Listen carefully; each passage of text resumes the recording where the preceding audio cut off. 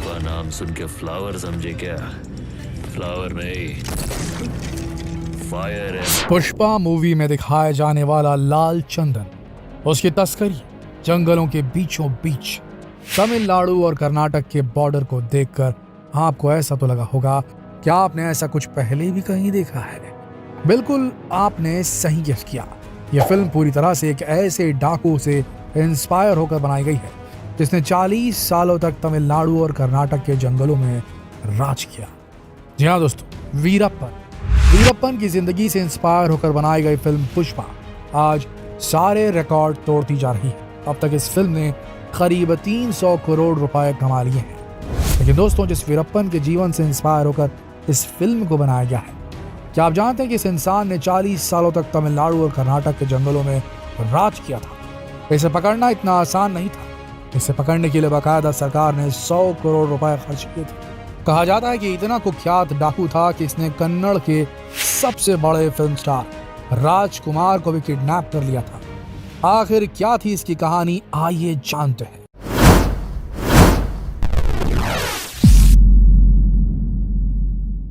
अक्टूबर 2006 देश के सभी मीडिया चैनल से एक ही खबर दिखाई जा रही थी कि दक्षिण भारत का कुख्यात डाकू वीरप्पन एनकाउंटर में मारा गया। एक ऐसा डाकू इसे पकड़ना लगभग नामुमकिन था।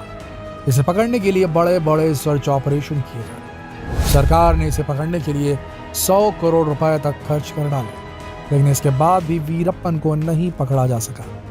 लोग इसी बात से हैरान थे कि आखिर वीरप्पन का एनकाउंटर कैसे हो सकता है। इस खबर पर किसी को भी यकीन नहीं था, लेकिन सच्चाई यही थी कि वीरप्पन का वाकई में एनकाउंटर हो चुका था। चंबल से लेकर दक्षिण भारत तक भारत में बड़े बड़े डाकुओं का राज रहा है, लेकिन दक्षिण भारत के वीरप्पन को आखिर कौन नहीं जानता। लंबे समय तक इसने जंगलों में राज किया। कहा जाता है कि जंगल उसका घर हुआ करता था। जंगल का ऐसा कोई कोना नहीं था जिसके बारे में ये नहीं जानता था। काफी लंबे समय तक जंगलों में रहकर इसने कर्नाटक और तमिलनाडु की पुलिस को चकमा दिया। हालांकि वीरप्पन जैसे डाकू को पकड़ना इतना आसान नहीं था, लेकिन लंबी प्लानिंग के बाद वीरप्पन को पकड़ा जा सका। लेकिन पुलिस ने उस वक्त एक मौका भी नहीं गंवाया।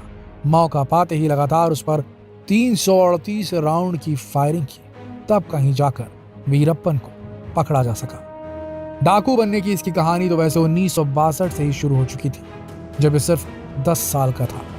10 साल की उम्र में इसने एक तस्कर का कत्ल किया। उसी वक्त फॉरेस्ट विभाग के 3 अफसरों को भी इसने मार गिराया था। वीरप्पन के गांव वालों के मुताबिक वीरप्पन एक बहुत ही गरीब परिवार से ताल्लुक रखता था। उस वक्त स्मगलिंग करने के लिए फॉरेस्ट विभाग के कुछ अफसरों ने ही इसे उकसाया था, लेकिन जब ये स्मगलिंग करके खूब पैसा कमाने लगा तो इसे मारने के चक्कर में अधिकारी खुद इसके पीछे पड़ गए, जिसके बाद वो अपनी जान बचाने के लिए जंगलों में भाग गया। जिसके बाद फिर एक नई कहानी शुरू हुई। जंगलों में रहते रहते सिर्फ 17 साल की उम्र में इसने पहले हाथी को मारा, जिसके बाद से ये जंगलों में ही पला बढ़ा। जंगलों में रहकर इसने करीब 2000 हाथियों को मारा। कहा जाता है कि हाथियों के सिर के ठीक बीचों बीच गोली मारा करता था। हाथियों को मारकर ये उनके दांतों की स्मगलिंग किया करता था।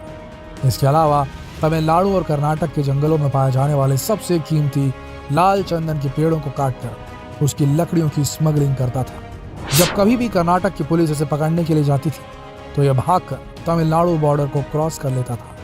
इसके बाद पुलिस वाले बॉर्डर के नियमों को मानते हुए बॉर्डर क्रॉस नहीं कर पाते थे। बिल्कुल इसी तरह यह तमिलनाडु पुलिस के साथ भी करता था।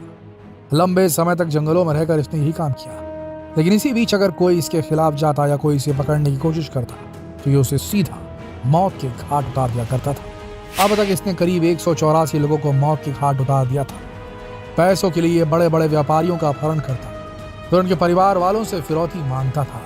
लेकिन इन सब के अलावा कहा जाता है कि वीरप्पन को नाम कमाने का बहुत शौक था, जो चाहता था कि देश का बच्चा बच्चा उसे जाने। इसीलिए उसने एक बार रजनीकांत जैसे बड़े सुपरस्टार को भी किडनैप करने का प्लान बनाया, लेकिन वो इस प्लान में कामयाब नहीं हो सका। लेकिन फिर 1997 में इसी जंगल में एक इंसान की आंख कान पर पट्टी बांधकर उसे घसीटते हुए इन जंगलों में लाया गया। उस व्यक्ति का नाम था राजकुमार, जो कन्नड़ फिल्मों के एक बहुत बड़े सुपरस्टार थे। जैसे ये खबर बड़े बड़े न्यूज चैनलों को लगी कि कन्नड़ फिल्म के मशहूर एक्टर राजकुमार का अपहरण वीरप्पन के द्वारा कर लिया गया, तो लोगों में हड़कंप मच गया। लोग अब वीरप्पन का नाम जानने लगे थे। वीरप्पन की दहशत फैलती जा रही थी। राजकुमार को छोड़ने की एवज में उसने 50 करोड़ रुपए की डिमांड रखी। उसे पकड़ने के लिए स्पेशल टास्क फोर्स बनाई। लंबे समय तक सर्च ऑपरेशन चलता रहा, लेकिन वीरप्पन किसी के हाथ नहीं आया, क्योंकि जिस जंगल में वीरप्पन रहता था उस जंगल को उससे बेहतर और कोई नहीं जानता था। लेकिन वीरप्पन यहाँ पर नहीं रुका। सन 2002 में उसने कर्नाटक के लिए एक मिनिस्टर नागप्पा को किडनैप कर लिया। मांग पूरी न होने पर वीरप्पन ने उन्हें मार दिया। इस समय वीरप्पन की दहशत इतनी ज्यादा बढ़ चुकी थी कि उसे पकड़ने के लिए सरकार अपने आप को लाचार महसूस कर रही थी। आखिरकार सरकार ने वीरप्पन को पकड़ने के लिए 5 करोड़ रुपए का इनाम रखा, लेकिन इसका भी कोई फायदा नहीं हुआ। इसके बाद 2001 में विजय कुमार को एसटीएफ का चीफ बना दिया गया। विजय कुमार को एसटीएफ का चीफ बनाने के पीछे तमिलनाडु की पूर्व मुख्यमंत्री जयललिता का हाथ था। जैसे ही विजय कुमार ने एसटीएफ की कमान संभाली, उन्होंने वीरप्पन की सारी जानकारियां इकट्ठा करना शुरू कर दिया। लेकिन विजय कुमार भी जान चुके थे कि वीरप्पन को पकड़ना इतना आसान नहीं। उसे पकड़ने के लिए एक बेहतरीन प्लानिंग की जरूरत थी। इसके लिए विजय कुमार ने एक तरकीब लगाई। उन्होंने वीरप्पन की गैंग में अपने आदमियों को घुसाने की कोशिश की और वो कामयाब भी हो गए। उनके बहुत सारे आदमी वीरप्पन की गैंग में शामिल हो चुके थे। सबसे हैरत की बात यह है कि पत्तों के चरमराने से जानवरों की आवाज को पहचान लेने वाला वीरप्पन ये नहीं पकड़ पाया कि उसके गैंग में विजय के आदमी घुस चुके थे। वक्त बदलता जा रहा था। वीरप्पन के गैंग में लोग धीरे धीरे कम होने लगे थे। लेकिन इसी बीच विजय कुमार को यह पता चला कि वीरप्पन अपनी बात को पहुंचाने के लिए वीडियो और कैमरे की मदद लेता था। वो अपना वीडियो शूट करवाता था, जिसके बाद जिस तक जो मैसेज पहुंचाना होता था वो इस वीडियो के माध्यम से पहुंचाता था। इसी बीच विजय कुमार के हाथ में वीरप्पन का एक वीडियो लगा।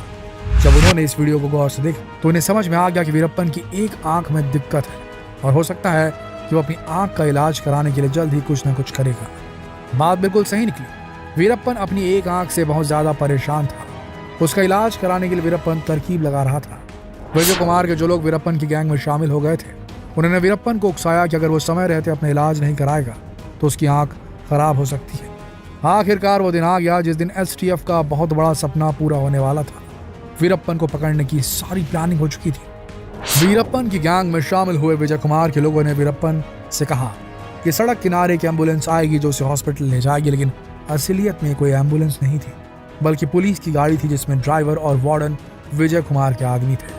जब वीरप्पन जंगल से बाहर निकला तो पापीरा पट्टी गांव में उसे वही एम्बुलेंस मिली। वीरप्पन और उसके कुछ साथी उस एम्बुलेंस में बैठ गए। एम्बुलेंस चल पड़ी। थोड़ी दूर जाकर ड्राइवर ने गाड़ी को रोक दिया। इसी बीच ड्राइवर और वार्डन दोनों गाड़ी से निकलकर भाग गए। जहां पर गाड़ी रुकी हुई थी वहां पर ढेर सारे पुलिस वाले छिपे हुए थे। गाड़ी जैसे ही रुकी, पुलिस वालों ने फायरिंग शुरू कर दी। करीब 338 राउंड की फायरिंग की गई, लेकिन इन 338 राउंड की फायरिंग में वीरप्पन को सिर्फ 2 ही गोलियां लगी। इस घटना के बाद हर कोई हैरान था कि वीरप्पन का एनकाउंटर नहीं हो सकता। कई लोगों ने कहा कि पुलिस ने उसे जिंदा पकड़ने की कोशिश भी नहीं की, लेकिन इंक्वायरी में पता चला कि पुलिस वालों ने वीरप्पन को चेतावनी दी थी। लेकिन इसी बीच उसने गोलियां चलाना शुरू कर दिया, जिसका जवाब देते हुए पुलिस वालों को फायरिंग करनी पड़ी। इस ऑपरेशन के खत्म होने के बाद विजय कुमार ने वीरप्पन के ऊपर एक किताब भी लिखी जिसका नाम था वीरप्पन चेजिंग द ब्रिगेड। इस किताब में उन्होंने बताया कि उन्होंने किस तरह से वीरप्पन को पकड़ा। दोस्तों, ये था दक्षिण भारत का कुख्यात डाकू वीरप्पन, और आज उसी की कहानी से प्रेरित होकर पुष्पा मूवी को बनाया गया है, जो आज के समय एक बहुत बड़ी ब्लॉकबस्टर फिल्म साबित हो रही है। अगर आपने इस फिल्म को अभी तक नहीं देखा तो इसे जरूर देखिएगा। मिलते हैं अगले वीडियो में। अगर आपको वीडियो पसंद आया तो इसे लाइक और शेयर कीजिएगा और चैनल से जुड़े रहने के लिए सब्सक्राइब बटन दबाना ना भूलिएगा। तो फिर मिलते हैं एक और दिलचस्प और रोचक स्टोरी के साथ। तब तक के लिए आप सबका इस वीडियो के अंत तक बने रहने के लिए दिल से धन्यवाद।